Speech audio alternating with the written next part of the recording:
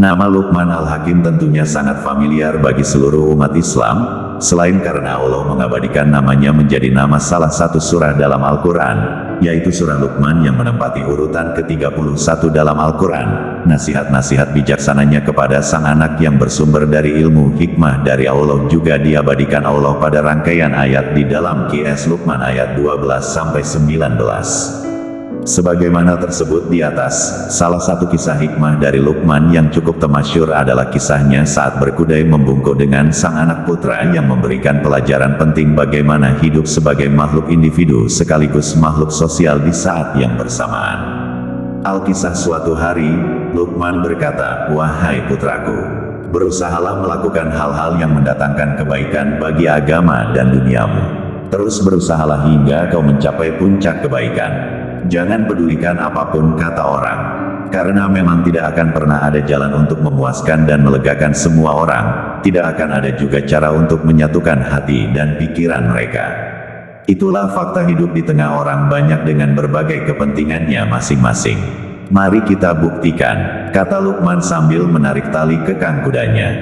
Awalnya, Luqman naik kudanya, sedangkan anaknya disuruhnya untuk berjalan sambil memegang tali kuda. Benar saja, tidak lama kemudian orang-orang yang mereka temui berkomentar, anak kecil itu membimbingnya, sedang orang tuanya duduk nyaman di atas. Sungguh bodoh dan egois orang tua itu, masa anak kecil dibiarkan berjalan kaki sambil dia menunggangi kuda.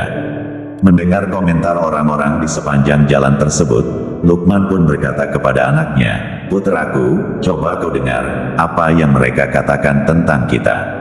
Setelah berkata demikian, Luqman meminta anaknya untuk bergantian posisi. Sekarang Luqman yang menarik tali, sedangkan sang anak naik di punggung kuda. Di tengah perjalanan, mereka kembali menjadi omongan orang. Sungguh buruk perangai dan akhlak anak itu, orang tuanya masa dibiarkan berjalan menuntunnya, sementara dia duduk manis di punggung kudanya. Mendengar komentar orang-orang di jalan, Luqman pun kembali berpesan kepada anaknya, "Anakku, dengarlah sekali lagi, apa saja yang mereka katakan." Setelah melewati orang-orang tadi, sekarang Luqman meminta anaknya untuk ikut naik ke punggung kuda. Jadi, sekarang keduanya sama-sama duduk di atas punggung kuda yang terlihat kecil dan kurus tersebut. Di tengah perjalanan, mereka kembali menjadi omongan orang-orang yang mereka temui di sepanjang perjalanan. Betapa dungu dan egois bapak dan anak itu. Kasihan sekali berkumpul tunggangan mereka yang kecil dan kurus begitu dinaiki berdua. Mendengar komentar orang-orang di jalanan, kembali Luqman meminta anaknya untuk mendengar dengan baik komentar orang-orang tersebut. Dengarkan dan perhatikan dengan penuh perhatian, apa yang mereka katakan, anakku, kata Luqman lembut kepada anaknya. Setelah berkata begitu, juga Luqman mengajak anaknya turun dari punggung kudanya. Sekarang mereka berdua sama-sama berjalan.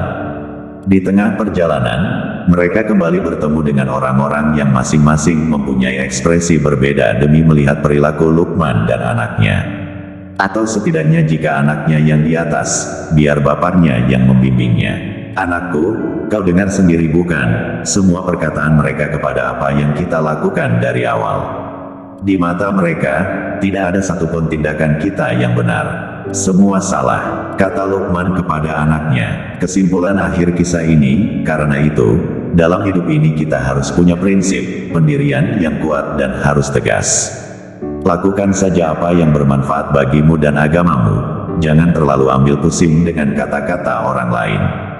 Aku berharap kau bisa mengambil sendiri pelajaran berharga dari perjalanan kita dengan berbaring di sini, kata Luqman sambil mengikat kudanya di sebuah tiang.